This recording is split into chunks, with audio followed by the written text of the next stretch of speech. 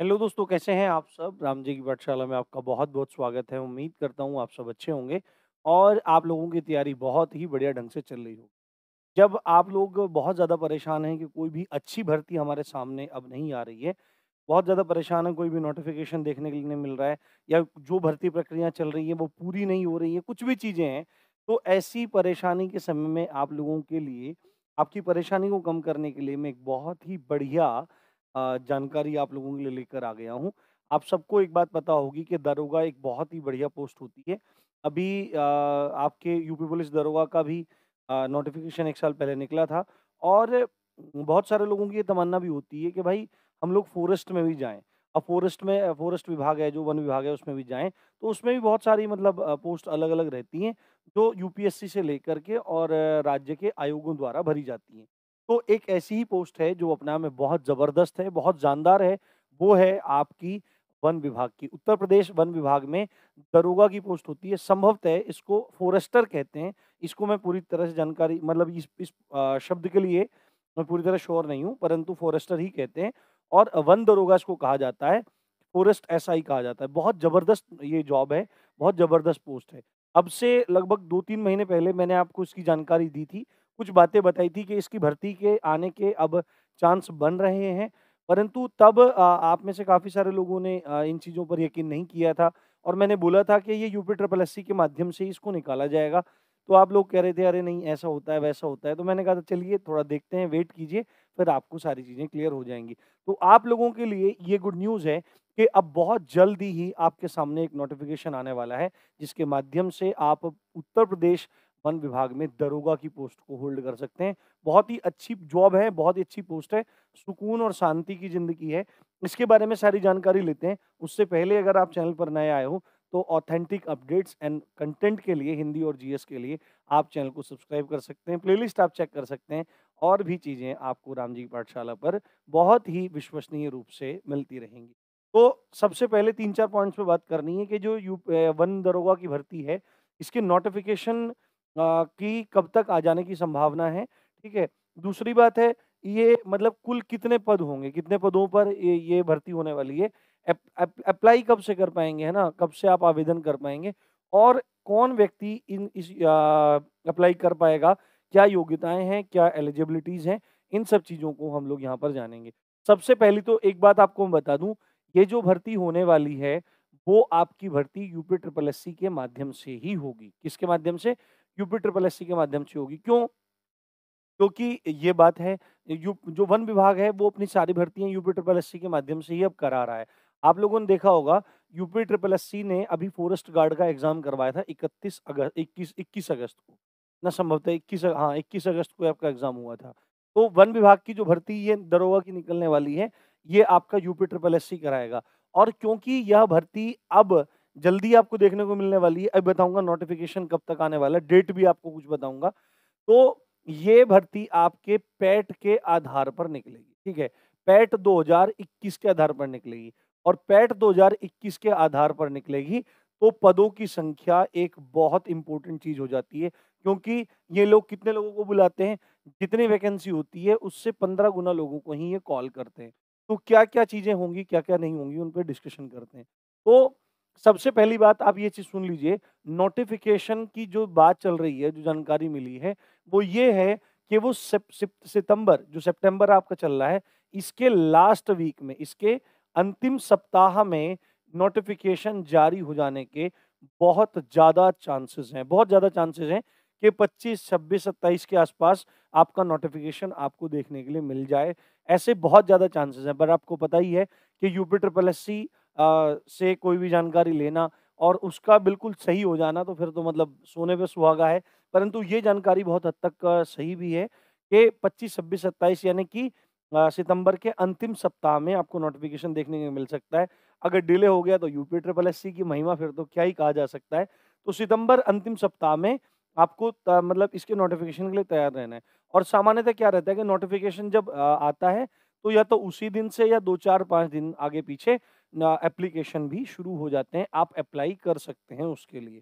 तो यदि आपका नोटिफ़िकेशन सितंबर के अंतिम सप्ताह में आ जाता है, तो एप्लीकेशन भी सितंबर के अंतिम सप्ताह से ही चालू हो जाने की पूरी-पूरी संभावनाएँ हैं। फिर बोल रहा हूँ, ठीक है? बहुत हद तक संभावनाएँ हैं। अभी यूपी ट्रिपल एससी पे डिपेंड करता है कि वो क्या करने वाले हैं, क्या नहीं करने। अब पदों की कुल संख्या का डिस्कशन मैं आपको अभी बताऊँगा। अभी मैं आपको पूरा का पूरा सेवा नियमावली दिखाऊँगा इनकी, जो अभी न्यूली प्रिपेयर्ड है, अभी जन बन के तैयार हुई है। और एलिजिबिलिटीज़ की तरफ हम लोग आगे बढ़ते हैं, क्या-क्या योग्यता हैं, क्या-क्या सब चीज़ें हैं। तो ध्यान से आप लोग देखिए यहाँ पर, ये है आपकी सेवा नियमावली, किसकी? ये जो आपके वन दरोगा की है, ठीक है? इसको देखना शुरू करते हैं हम। सबसे पहले आप लोग यहाँ पर देखिए दोस्तों, ध्यान से इस वीडियो को देखते रहिए।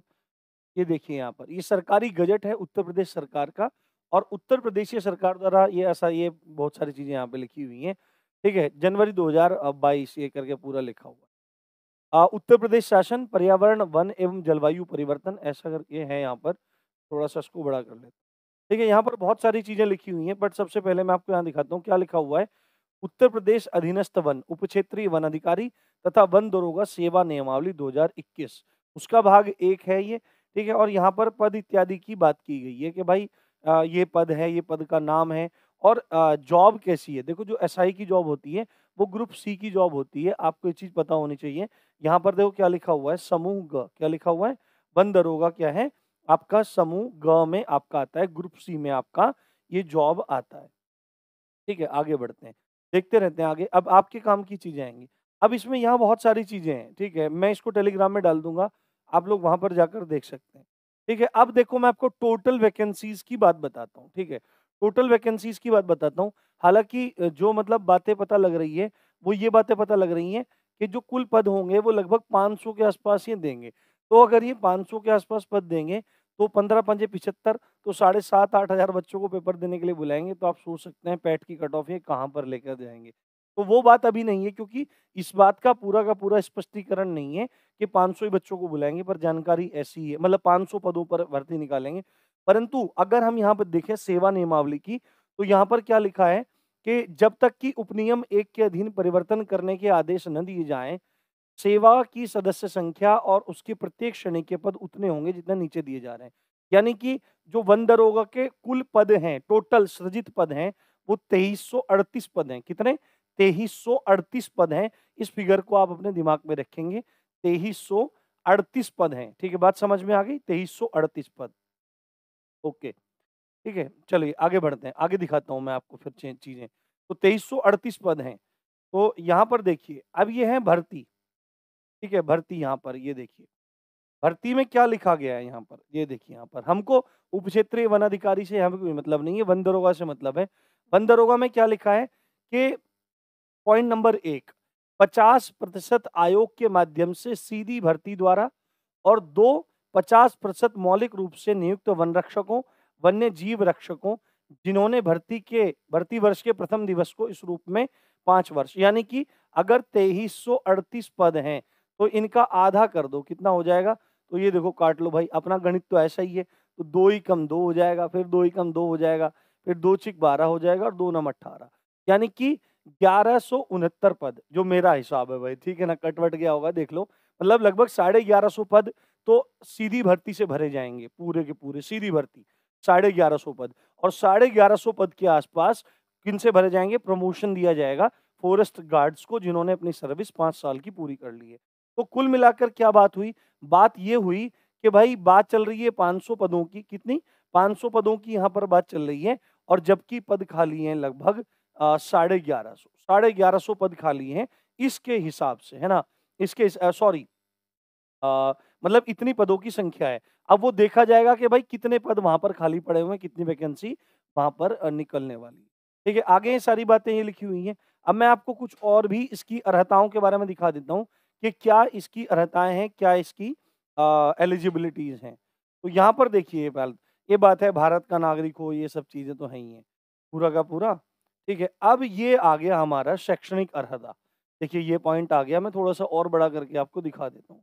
शैक्षणिक अर्हता का। पहले मतलब मैंने इसकी थोड़ी जानकारी का पता मतलब जानकारी इसकी निकाली। तो पहले की बात क्या थी कि पहले बोला गया था कि पहले 12वीं के बेस पे वन दरोगा बन जाते थे पहले, पर बहुत लंबे समय से भर्ती नहीं आई है। तो संशोधन हुआ है कि क्या कि वन दरोगा के पद पर सीधी भर्ती हेतु किसी अभ्यर्थी के लिए भारत में विधि द्वारा स्थापित विश्वविद्यालय। यानी कुल मिला के बात है कि किसी भी यूनिवर्सिटी से भारत की आपने क्या किया हो, गणित में या फिजिक्स में या केमिस्ट्री में या बॉटनी में या जूलॉजी में या फॉरेस्ट्री में या आपका भूगर्भ विज्ञान या कृषि, सांख्यिकी, पर्यावरण विज्ञान में से 2 या 2 से अधिक के साथ स्नातक उपाधि अथवा अभियांत्रिकी में स्नातक या पशु चिकित्सा विज्ञान में स्नातक उपधारित करना। ये कुल मिला के क्या बात है कि आपने क्या किया हो। देखो, आप अगर आप बीएससी किए हुए हैं, ठीक है, आप बीएससी किए हुए हैं और बीएससी में क्या है, फिजिक्स था, केमिस्ट्री, पीसीएम से होता है, तो वो भी एलिजिबल हैं। यानी कि आपने इन इन जो सब्जेक्ट दे रखे हैं, math, physics, chemistry, botany, zoology, forestry, भूगर्भ विज्ञान और ये हैं। इन जो ऊपर सब्जेक्ट दिए हुए हैं, इनमें से किसी 2 के साथ या अधिक के साथ में ग्रेजुएशन किया हो, है ना? ये है आपका, चाहे कृषि में किया हो, स्टैटिक्स में किया हो, एनवायरनमेंट एंड इकोलॉजी में किया हो, या अभियांत्रिकी यानी इंजीनियरिंग ग्रेजुएट हो आप, बीटेक हो, तो भी आप इसमें क्या है, एलिजिबल हैं। या आप पशु चिकित्सा विज्ञान में क्या किया हुआ है, स्नातक, यानी कि आपने बीवीएससी एंड एएच वगैरह किया हुआ है, पशु चिकित्सा विज्ञान जो पशुओं के डॉक्टर होते हैं, वो आपने किया हुआ है, तो आप क्या कर सकते हैं, इस के लिए अप्लाई कर सकते हैं। ठीक है, बात समझ में आई आपको? ये क्लियर सी बात है इसमें। ठीक है, अब इसमें कोई पूछे कि बीसीए और बीबीए, भाई वो कुछ बात नहीं है, ये सारी बात यहाँ पर स्पष्ट रूप से लिखी गई है। साथ में क्या बातें हैं कि ये क्या है कि अधिमानी अर्हता, यानी कि अगर लास्ट सीट बची हो और किन्हीं 2 बच्चों का सिलेक्शन होना हो, सेम नंबर हो, तो किसको प्रायोरिटी दी जाएगी? तो जिसने टेरिटोरियल आर्मी में 2 साल की सेवा की हो या एनसीसी का बी सर्टिफिकेट उसके पास हो, तो उसको वरीयता उस समय दी जाएगी। अन्य बातों के समान होने पर सीधी भर्ती के मामले में ऐसे अभ्यर्थी को अधिमान दिया जाएगा, यानी कि उसको प्रायोरिटी दी जाएगी। ठीक है, ये बात हो गई। अब इसके फिजिकल वगैरह स्टैंडर्ड की बात कर लेते हैं। फिजिकल स्टैंडर्ड क्या रहने वाला है? एज की बात है। एज देखिए, एज पे क्या लिखा हुआ है? एज में लिखा हुआ है कि मिनिमम 21 साल और मैक्सिमम 40 साल। कब? 1 जुलाई को, है ना? क्या लिखा है? सीधी भर्ती के लिए आवश्यक है कि अभ्यर्थी ने उस कैलेंडर वर्ष की जिसमें रिक्तियां विज्ञापित की जाए, यानी कि जिस साल वैकेंसी आएगी उसकी 1 जुलाई को 21 साल कंप्लीट कर ली हो मिनिमम, और मैक्सिमम 40 साल कंप्लीट नहीं की हो। बाकी क्या है, जो रिजर्वेशन वगैरह मिलता है वो तो मिलेगा ही, जिसको मिलता है ना? यूपी में तो क्या है कि सभी कैटेगरीज के लिए 5 साल का रिजर्वेशन मिलता ही है। ठीक है, बात समझ में आई? अब आगे बढ़ते हैं। एज का हमने देख लिया, अब आगे बढ़ते हैं हम लोग। अभी देखिए आप, अब ये हाइट हाइट वगैरह जो क्राइटेरिया है, भाई दरोगा बनेंगे तो क्राइटेरिया वगैरह तो देखना पड़ेगा हाइट का। तो मेल कैंडिडेट के लिए 163 सेंटीमीटर, यानी कि आपकी नॉर्मल भी हाइट है, तो आपका काम इसमें चल जाएगा।